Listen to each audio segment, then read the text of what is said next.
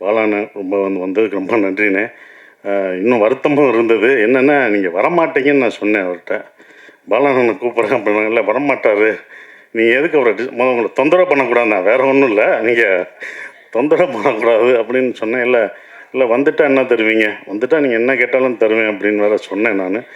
அப்புறம் வந்தவொடனே சந்தோஷப்படுறதா இல்லை வந்துட்டார் என்ன கேட்க போகிறாரோ தெரியாது அப்படின்ற ஒரு இதில் இருந்தேன். நீங்கள் வந்து பாராட்டினதுக்கு ரொம்ப நன்றிண்ணே.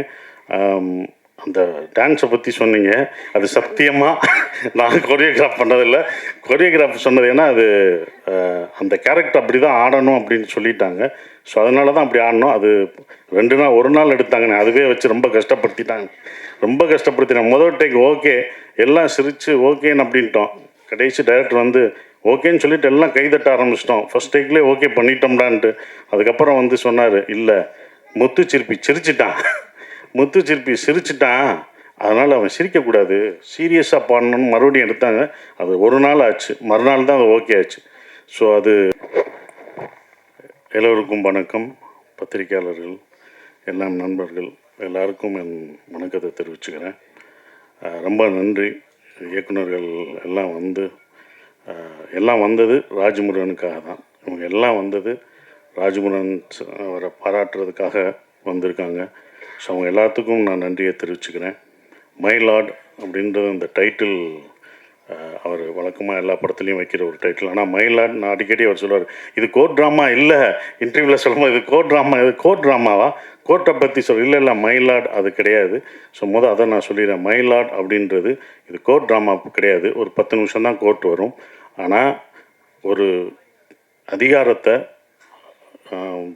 தண்டிக்கக்கூடிய அதிகாரத்தை ஒரு கடைக்கோடி இருக்கிற ஒரு மனுஷனுக்கு கொடுத்தா அவன் என்ன பண்ணுவான், அவன் அதை வச்சுட்டு என்ன பண்ணுவான்னு சொல்கிறது தான் மயிலாடு. மயிலாடுன்றது அந்த கடைக்கோடி மனுஷனை, அந்த ஒரு நபர் முத்துச்சிற்பியை குறிக்கிற அந்த வார்த்தை தான் மயிலாடு. அதுதான் இந்த படத்துக்கான, இந்த டைட்டிலுக்கான ஒரு விளக்கமாக நான் நினைக்கிறேன். அப்படி தான் அதை வச்சுருக்கோம். ஸோ இதுதான் மயிலாடான ஒரு படம். முதல் வந்த எல்லா இயக்குநர்களுக்கு நன்றியை தெரிவிச்சுக்கிறேன். அப்புறம் எங்களுக்குள்ளே ஒரு போட்டி இருந்தது. பாலாண்ணே ரொம்ப வந்ததுக்கு ரொம்ப நன்றிண்ணே. இன்னும் வருத்தமும் இருந்தது. என்னென்னா நீங்கள் வரமாட்டீங்கன்னு நான் சொன்னேன் அவர்கிட்ட. பாலாண்ணனை கூப்பிட்றேன் அப்படின்னாங்க. இல்லை வரமாட்டார், நீங்கள் எதுக்கு அவரை உங்களை தொந்தரவு பண்ணக்கூடாதுண்ணா, வேறு ஒன்றும் இல்லை, நீங்கள் தொந்தரவு பண்ணக்கூடாது அப்படின்னு சொன்னேன். இல்லை இல்லை வந்துட்டால் என்ன தருவீங்க, வந்துட்டால் நீங்கள் என்ன கேட்டாலும் தருவேன் அப்படின்னு வேறு சொன்னேன் நான். அப்புறம் வந்தவொடனே சந்தோஷப்படுறதா இல்லை வந்துட்டார் என்ன கேட்க போகிறாரோ தெரியாது அப்படின்ற ஒரு இதில் இருந்தேன். நீங்கள் வந்து பாராட்டினதுக்கு ரொம்ப நன்றிண்ணே. அந்த டான்ஸை பற்றி சொன்னீங்க, அது சத்தியமாக நான் கொரியோகிராஃப் பண்ணதில்லை. கொரியோகிராஃப் சொன்னது ஏன்னா அது அந்த கேரக்டர் அப்படி தான் ஆடணும் அப்படின்னு சொல்லிட்டாங்க. ஸோ அதனால தான் அப்படி ஆடணும். அது 2 நாள் 1 நாள் எடுத்தாங்கண்ணே. அதுவே வச்சு ரொம்ப கஷ்டப்படுத்திட்டாங்க, ரொம்ப கஷ்டப்படுத்தினாங்க. முதல் டேக் ஓகே, எல்லாம் சிரித்து ஓகேன்னு அப்படின்ட்டோம். கடைசி டைரக்டர் வந்து ஓகேன்னு சொல்லிட்டு எல்லாம் கைதட்ட ஆரம்பிச்சிட்டோம். ஃபஸ்ட் டேக்லேயே ஓகே பண்ணிட்டோம்டான்ட்டு. அதுக்கப்புறம் வந்து சொன்னார், இல்லை முத்துச்சிற்பி சிரிச்சிட்டான், முத்துச்சிற்பி சிரிச்சிட்டான், அதனால் அவன் சிரிக்கக்கூடாது, சீரியஸாக பாடணும்னு மறுபடியும் எடுத்தாங்க. அது 1 நாள் ஆச்சு, மறுநாள் தான் அது ஓகே ஆச்சு. ஸோ அதுதான் அதுக்கு காரணம். இன்னொன்று என்ன சொல்லணும்னானே, இங்கே என்ன எல்லாம் வாழ்த்துனாங்க. இந்த வாழ்த்தெல்லாம் எனக்கு சேரக்கூடாதுன்னு, உங்களுக்கு தான் நான் சேரணும். நீங்கள் பார்த்து சந்தோஷப்படணும். முதல் நான் சேதுவில் நடித்தேன், ஒரு அசிஸ்டன்ட் டைரக்டராக வந்தேன். இந்த அசிஸ்டன்ட் டைரக்டர் இந்த வாழ்த்தெல்லாம் உங்களுக்கு நான் பெற்றுக் கொடுத்ததா நீங்கள் நினச்சிக்கணும். அது உங்களுக்கான வாழ்த்து தான். அது நான் இவ்வளோ தூரம் கொண்டு வந்தது. ரொம்ப நன்றி. நான் வந்தது எங்களை வாழ்த்துனதுக்கு ரொம்ப நன்றி. இந்த படம் எப்போ வரும்னு நீங்கள் கேட்டுட்டு இருந்தீங்க. நீங்கள் தான் கேட்டீங்க, எப்படியாவது அடுத்து டூரிசமுக்கு அடுத்து அந்த படத்தை கொண்டு வா அடுத்த படத்தை இதோ கொண்டு வந்துட்டோம்னு இழுத்து கொண்டு வந்தாச்சு. ரொம்ப சந்தோஷம். மாறி உங்களுக்கும் சந்தோஷம். அண்ணன் சொல்லும்போது நான் ரொம்ப சந்தோஷப்பட்டேன். அவருக்கு எல்லாம் நீங்கள் வந்து இப்போ எனக்கு வழி நடத்துவர் மாரி செல்வராஜ் அப்படின்னு சொல்லும்போது எங்கள் இயக்குனருக்கு நீங்கள் வழி நடத்துறது எனக்கு ரொம்ப சந்தோஷம். அதே மாதிரி உங்கள் இயக்குனருக்கு இப்போ நான் வழி நடத்திட்டுருக்கேன். அதுதான் உண்மை. உங்கள் இயக்குனருக்கு ஸோ நம்ம மாற்றிக்கிட்டோம், அவ்வளோதான். நம்ம சொன்னால் அவங்க கேட்க மாட்டாங்க, நீங்கள் சொன்னாங்க அவர் கேட்பார், நான் சொன்னால் அவர் கேட்பார். அதனால் கரெக்டாக இதாகிடுச்சு. ஸோ அது எல்லாருக்கும் நன்றியை தெரிவிச்சுக்கிறேன். வந்த எல்லாருக்கும் நன்றி. சோமு சார், நான் 2வது படம், ஃபஸ்ட்டு படம் வரல, ரொம்ப சிறப்பாக நடிச்சிருந்தார். அந்த நாக்கா அப்படின்ற கேரக்டர், கதிரில்வேலன் அப்படின்ற கேரக்டரை பத்திரிக்கையாளர் எப்படி இருப்பாங்க, எந்த உண்மையாக இருந்து எப்படி இருப்பாங்கன்றதை அப்படியே இது பண்ணார். உங்களோட நடித்தது எனக்கு ரொம்ப சந்தோஷம் சார். அப்புறம் என்னோட இந்த படத்தில் எங்கள் ப்ரொடியூசர் ஃபஸ்ட்டு முதல் தேங்க்ஸ் அவருக்கு தான் நான் சொல்லணும். ஏன்னா அவர் என்கிட்ட கதை சொல்ல வரும்போது சரவணன் தான் சொன்னார், ராஜ்முருகன் வந்து கதை சொல்லுவார், நீங்கள் கேளுங்கன்னு சரவணன் சொல்லி நான் கதை கேட்டேன். அப்போ கதை கேட்டவுடனே ராஜ்முருகன் சார் சொன்னவுடனே, இந்த கதை எனக்காக எதுவும் மாற்றாதீங்க, இது என்ன எப்படி இருக்கோ அந்த கதைக்குள்ளே நான் வர்றேன், நீங்கள் என்ன நினச்சிங்களோ அதை கடைசி வரைக்கும் எடுத்துருங்கன்னு சொன்னேன். ஸோ அப்படி தான் இந்த கதை வந்து இவ்வளோ தூரம் வந்திருக்கு. இந்த கதையை எடுக்க ஒத்துக்கிற அம்பேத்குமார் சாருக்கு என்னுடைய நன்றியை தெரிவிச்சுக்கிறேன். என்னென்னா ஒரு ப்ரொடியூசர் ஒத்துக்கணும் இது எப்படின்றது.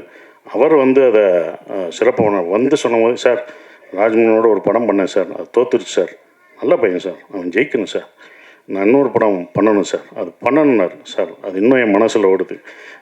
மீட் பண்ணும்போது மீட் பண்ணும்போது ராஜ்முருகனுக்காக நான் பண்ணணும். அதுதான் எல்லாருமே நினைக்கிறது, இந்த மாதிரி ராஜ்முருகன் மாதிரி இயக்குனர் தோக்கவே கூடாது. இந்த மாதிரி இயக்குநர்களை ஜெயிக்கிறதுக்கு என்னால் என்ன முடியுமோ அதை நான் கண்டிப்பாக பண்ணுவேன். அதை தான் பண்ணிக்கிட்டு இருக்கேன். ஸோ நன்றி சார். அப்புறம் சைத்ரா பயங்கர ஆர்டிஸ்ட். நீங்கள் பாடினதை பார்த்து பயந்துறேன். ஏற்கனவே சிங்கர் வேறு, நானே அப்படி தான் மறந்தேன். எங்கள் படத்தில் நாட்டுப்புற பாட்டு ஒருத்தவங்க பாடினாங்க. பாடிட்டு இருக்கும்போது நான் பாடுறேன் நீ இருமா, நீ ஏன் பாடுற, லேட்டாக பாடு, நீ அவங்க தான் பாடுறாங்க, நல்லா பாட முடியல, நான் ஒரு பாட்டு பாடுறேன்னு சரி பாடு அப்படின்னு.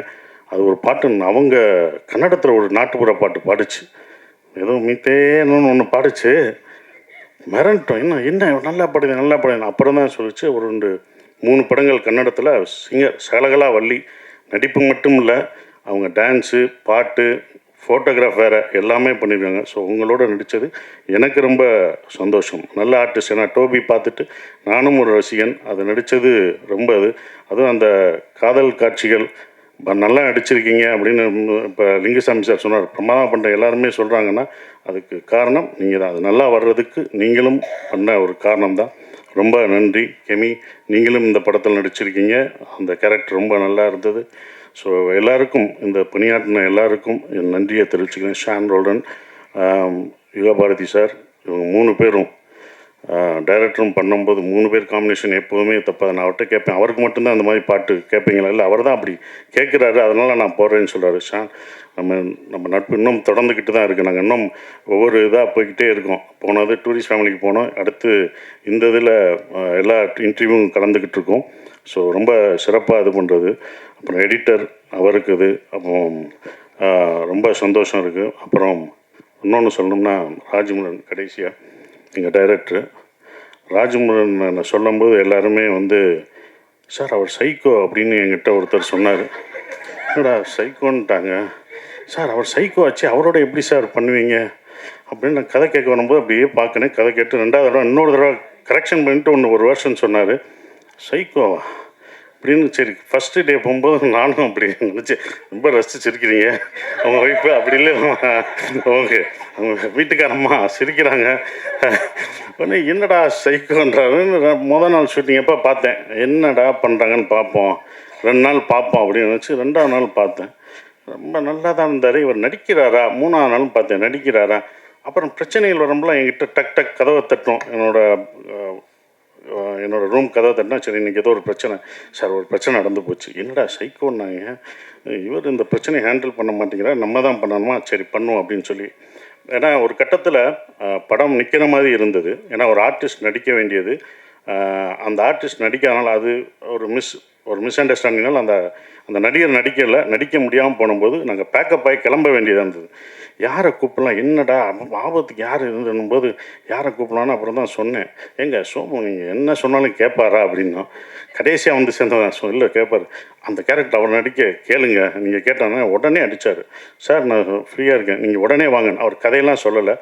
இல்லைங்க, அவர் எல்லாமே சோமு வந்து எல்லா ஸ்கிரிப்டும் படிச்சுட்டு அதை 10 நாள் ஓட்டிட்டு அதுக்கப்புறம் தாங்க நடிக்க வருவார் அப்படின்னாப்புல. இல்லை நீங்கள் கேளுங்க, நமக்கு ஆபத்தாயிடுச்சுன்னு அப்புறம் ஃபோன் பண்ண உடனே வந்தார். அவர் கதை எதுவுமே கேட்கல, எதுவுமே கேட்கல, வந்து நடித்து என்னென்னு அங்கே டெவலப் பண்ணதான். ஸோ ரொம்ப நன்றிங்க. ஏன்னா இந்த மாதிரி டேரக்டருக்கு நீங்கள் சப்போர்ட் பண்ணணுன்னு வந்ததுக்கே உங்களுக்கு நான் முதல் நன்றியை சொல்லணும். ரொம்ப இது பண்ணது. இப்படிப்பட்ட ஒரு சைக்கோன்னு முடித்தேன்ல, இந்த சைக்கோவோட நானும் இப்படி அமைதியாக இருக்கான்னு இந்த சைக்கோவோட நடித்தேன். ஆனால் எங்கேயுமே இல்லை, எல்லாம் தப்புன்னு தெரிஞ்சுது. அப்புறம் தான் படம் முடிஞ்சு நான் இந்த படத்தை பார்க்கும்போது தான் இந்த தமிழ் சினிமா மேலே அவர் எவ்வளோ சைக்கோவாக இருக்கார், இது இது இது தரமான படங்கள் கொடுக்குறதுல எவ்வளோ சைக்கோவாக இருக்கிறான்னு அதுக்கப்புறம் தான் தெரிஞ்சுக்கிட்டேன். உண்மையிலே சைக்கோ நீங்கள் இல்லை, உங்களை சுற்றி உள்ளவங்க தான் சைக்கோவாக இருக்காங்கன்றது அதுக்கப்புறம் எல்லாருக்கும் தெரிஞ்சது. அந்த சைக்கோவில் திருத்துறதுக்கு ஒரு பாடுபடுறாருன்னு தெரியுது. நிச்சயம் வெற்றி பெறுவீங்க. நாங்கள் அடுத்த இந்த படம் கதை சொல்லும் போதே நான் அடுத்து ஒரு படம் அவருக்கு நான் பண்ண போகிறேன். இன்னொரு படம், அடுத்த படம். ஏன்னா இந்த படம் பண்ணும்போதே ஒரு கதை சொன்னார், அந்த கதையை நான் ஓகே பண்ணிட்டேன். அப்புறம் சார் என்ன சார் அப்படி அந்த ப்ரொடியூசர் அதுக்கப்புறம் பேசுகிறேன்னு கொஞ்சம் வருத்தப்பட்டார். அடுத்த ப்ரொடியூசரை பற்றி நான் சொன்னேன், அந்த ப்ரொடியூசர் பண்ணுறாங்களோ இல்லையோ, இந்த படம் ஜெயிக்குதோ தோக்குதோ எனக்கு தெரியாது, ஆனால் உங்களுக்கு நான் படம் பண்ணிக்கிட்டே தான் இருப்பேன். வெற்றி தோல்விலாம் கிடையாது. என்றைக்கும் ஒரு படம் தோக்கலாம் ஜெயிக்கலாம், ஆனால் ஒரு இயக்குனர் தோக்கவே கூடாது. அவனுக்கு என்றைக்கும் வெற்றியாக தான் இருக்கணும். இயக்குனருக்கு வாழ்க்கையில் தோல்வியே கூடாது, அவன் படம் தான் தோக்கும் ஜெயிக்கும் அப்படின்னு சொல்லி வந்த எல்லாருக்கும் என் நன்றியை தெரிவிச்சுக்கிறேன். நன்றி.